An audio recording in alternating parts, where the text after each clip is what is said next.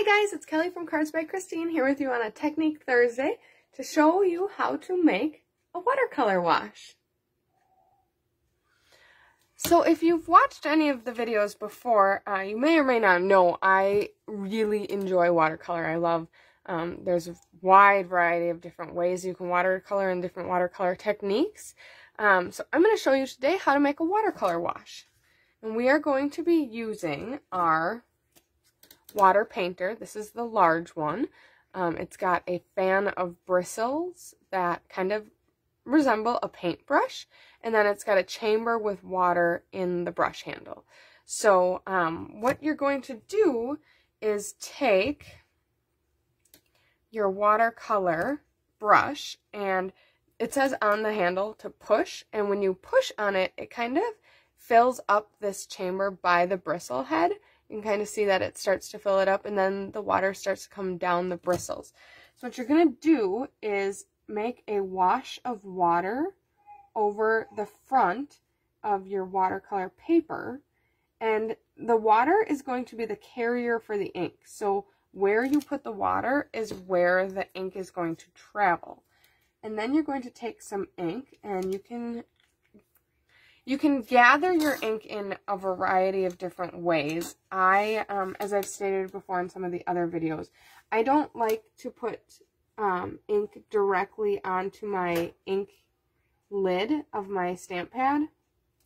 It's a personal preference type of thing, but I can show you a couple of different ways that you can gather your ink.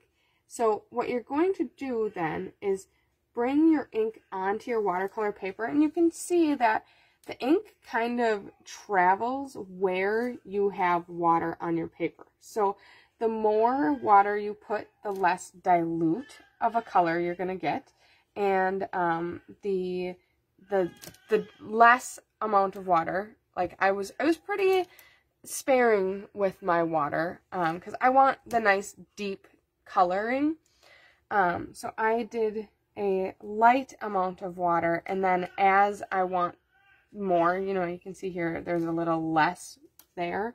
I just squeeze a little more on my brush handle and kind of layer it in. So I'm going to go rinse this out. The color gets sucked up into the bristles.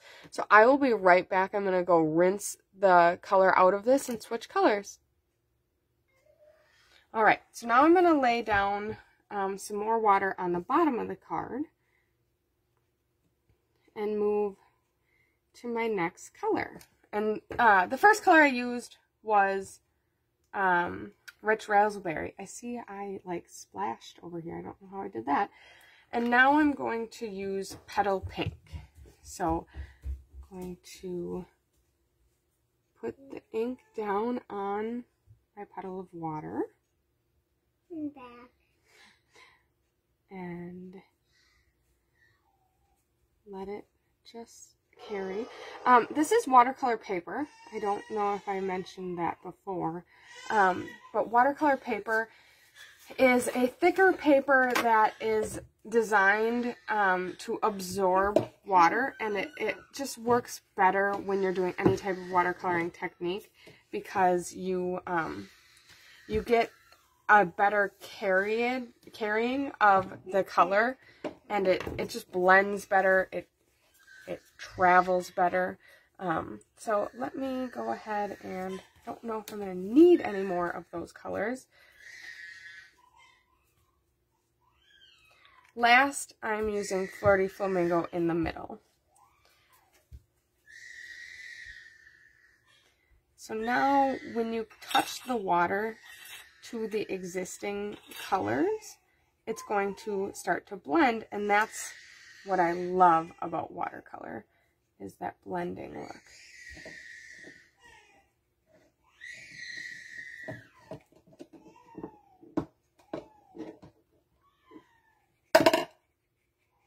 So a couple of tips about this that I learned from some of the samples that I made. You definitely will get a different look every single time. there is no right or wrong way of doing this. You will learn as you go different things that you do and don't like, and it just have fun with the experience, because it is a lot of fun to do. You can add more or less water to get more or less blending. And it's always good to have a paper towel on hand when doing watercoloring, because you might get messy, and you can suck some water out of it if you want a little bit less of a transparent look, or if you want a little to force a little more of the blending. So having a paper towel handy is definitely a great idea. I have a little helper today if you can't hear him. So, also watercolor takes quite a long time to dry. So, you just set that aside and let it dry.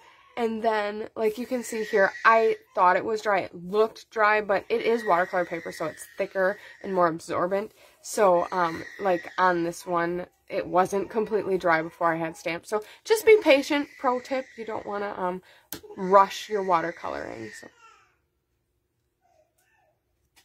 Okay, so I promised I would show you how that you can puddle your ink on your stamp pads as well.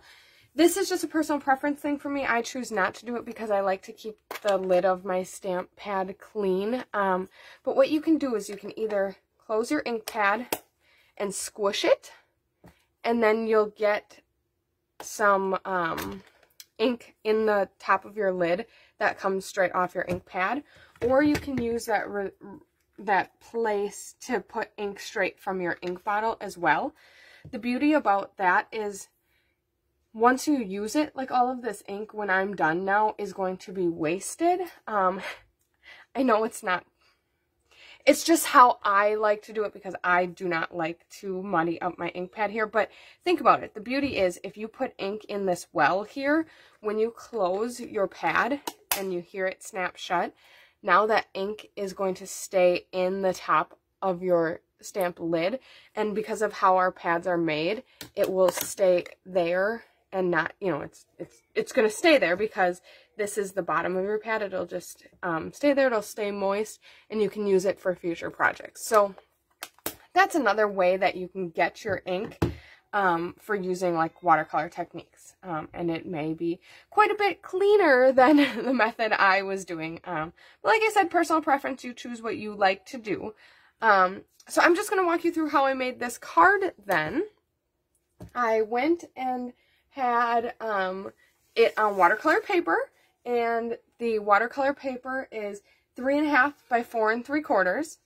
Then I matted it in a rich raspberry at 3 5/8 by 4 7/8, and then I have a Whisper White card base at 4 1/4 by 11, scored at 5 1/2, and so I have it as a top open card. I used the peony stamped on a piece of watercolor paper in Memento ink, and then die cut using the peony dies. I have that raised with dimensionals, and behind it I have some Wink of Stella. Then I used a little piece of linen thread behind it, around the stem, and tied just a little bow, and I stamped this sentiment in Memento as well from the peony stamp set. Then, last but not least, I used the beautiful Elegant Faceted Gems. If you haven't seen these, I didn't know I needed them until I saw them in person. So they are gorgeous. They have a clear, a petal pink, and then kind of like a shimmery white. They're just absolutely gorgeous. So I put a couple of them on there, and there you have it. That is my finished watercolor wash card. So, show me any creations. Let me know what you think of the card. Leave a comment below. Chris and I love to check out what you think of our tips and techniques. And I hope you have a fantastic day.